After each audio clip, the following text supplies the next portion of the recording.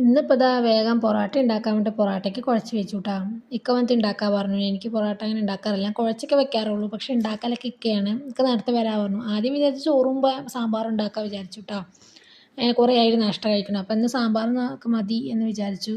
പഴംപൊരിയൊക്കെ ഉണ്ടാക്കാൻ വിചാരിച്ചു. ഇത് ഇക്കാക്ക് മാത്രം ഇക്ക പൊറോട്ട കുട്ടിക്കും കൊണ്ടുവന്നാൽ മതി പറഞ്ഞു. അപ്പോൾ ഇക്ക ശരിയെന്ന് പറഞ്ഞു. അപ്പോൾ പിന്നെ വിചാരിച്ചു വീട്ടിലുണ്ടാക്കാൻ. ഇക്ക നേരത്തെ വരാൻ ചോദിച്ചപ്പോൾ വരാൻ പറഞ്ഞു. അങ്ങനെ അതിലേക്ക് സെറ്റാക്കി വെച്ചു. അപ്പോൾ ഞാനിതാ വേഗം സാമ്പാർ ഉണ്ടാക്കണം കേട്ടോ. വേഗം വേഗം പണികളൊക്കെ എടുക്കണം, കാരണം വാങ്ക് പെട്ടെന്ന് കൊടുക്കുമല്ലോ. 4 മണി കഴിഞ്ഞാൽ പിന്നെ വേഗം 6 മണി 6:15 എത്ര സമയമൊന്നും വേണ്ടില്ല, പെട്ടെന്നാവും. നമ്മൾ അടുക്കളയിൽ കയറിയ ടൈം പോണതേ അറിയില്ല. അപ്പം ഞാൻ വേഗം ഇതാ പരിപ്പൊക്കെ വേവിച്ച് വെച്ചു.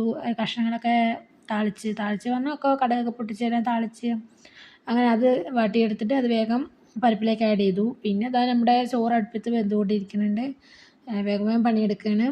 പിന്നെ ചോറ് വെന്തതിന് ശേഷം ഇക്ക ഒന്ന് എണീച്ച് വന്നൊക്കെ നേരത്തെ വന്നിട്ട് എണീച്ചിട്ട് കുറച്ച് നേരം കിടക്കുകയൊക്കെ ചെയ്ത് എണീച്ച് പിന്നെ പൊറോട്ടയൊക്കെ അതൊക്കെ ഒന്ന് കുഴച്ച് അത് അടിച്ച് അതിനെ ഒന്ന് ഉരുട്ടി മറ്റേ ചുറ്റി വെക്കില്ല, അങ്ങനെ ചുറ്റി വെക്കാൻ വേണ്ടിയിട്ട് അങ്ങനെ നിൽക്കണം. അതിൻ്റെ ഇടയിൽ കുറേ അതിൽ കോട്ടയൊക്കെ വരുമ്പോൾ ഞാൻ ഇക്കാനിങ്ങനെ ട്രോളിക്കൊണ്ടിരിക്കുന്നുണ്ട് കേട്ടോ, കളിയാക്കണൊക്കെ ഉണ്ട്. പക്ഷെ അങ്ങനെ ചിരിച്ചിട്ട് പറയുന്നുണ്ട്, നീ വീഡിയോ എടുത്ത് നിന്ന് നീ ഉണ്ടാക്കണ്ട അങ്ങനെയൊക്കെ പറഞ്ഞിട്ട് ഇങ്ങനെ പറയണൊക്കെ വേണ്ടി ഇങ്ങനെ കമൻ്റൊക്കെ അടിക്കുന്നുണ്ട് കേട്ടോ.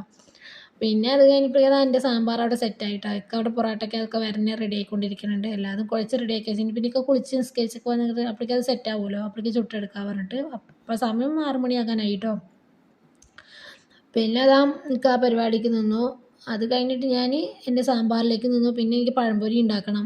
ഞാൻ ജ്യൂസൊന്നും ഉണ്ടാക്കിയിട്ടില്ല. ഇന്നിപ്പോൾ തണ്ണിമത്തനും സർബത്ത് നന്നായി വാങ്ങിക്കൊണ്ടുവന്നിട്ടുണ്ട്, അപ്പോൾ അതുണ്ടാക്കണം. പിന്നെ നമ്മുടെ ഷേക്ക് അത് മസ്റ്റ് എന്നും ഉണ്ടാവും, ഡെയിലി എല്ലാ ദിവസവും ഉണ്ടാക്കും. റോബസ്റ്റ് പഴവും നട്ട്സും പിന്നെ ഡ്രൈ ഫ്രൂട്ട്സ് പിന്നെ പാല് പഞ്ചസാര ബൂസ്റ്റൊക്കെ ഇട്ട് ഉണ്ടാക്കുന്നതാണ് കേട്ടോ. അത് നന്നായിട്ടുണ്ടാവും, നമ്മുടെ ശരീരത്തിനും ഹെൽത്തിനൊക്കെ നല്ലത് തന്നെയാണത്. അങ്ങനെ ഇക്കതാ അവിടെ പൊറോട്ട അടിച്ചുകൊണ്ടിരിക്കുന്നുണ്ട്. അപ്പോൾ ഞാൻ എൻ്റെ അവിടെ സാമ്പാറിൻ്റെ പരിപാടിയാണ്, അതിൻ്റെ ഇടയിൽ കൂടെ വീഡിയോ എടുക്കുന്നുണ്ട് കേട്ടോ. അങ്ങനെ അതാ ആ പരിപാടി കഴിഞ്ഞു. ഇക്കാൻ്റെതാ ഇക്ക നല്ല പൊറോട്ട നന്നായി അടിച്ചുകൊണ്ടിരിക്കുന്നുണ്ട് കേട്ടോ. പിന്നെ ആ പരിപാടി അതാ ഇക്ക പിന്നെ ഓട്ട വന്ന് നിൽക്കുക, ഓട്ടയുടെ നിൽക്കാണ്ട് ഞാനിങ്ങനെ കളിയാക്കിക്കൊണ്ടിരിക്കുന്നുണ്ട് കേട്ടോ. പൊറോട്ടയിലെന്ത് ഇങ്ങനെ ഓട്ടാന്നൊക്കെ പറഞ്ഞിട്ട്. അപ്പോൾ ഇക്ക അത് ഓട്ടയുള്ള ടേസ്റ്റ് കൂടുന്നൊക്കെ പറഞ്ഞിട്ട് ഇങ്ങനെ ഡയലോഗ് അടിക്കുന്നൊക്കെ ഉണ്ട് കേട്ടോ. അങ്ങനെ ആ പരിപാടിയൊക്കെ കഴിഞ്ഞ് പിന്നെ അപ്പോഴേക്കും എൻ്റെ സാമ്പാർ അതവിടെ സെറ്റായി.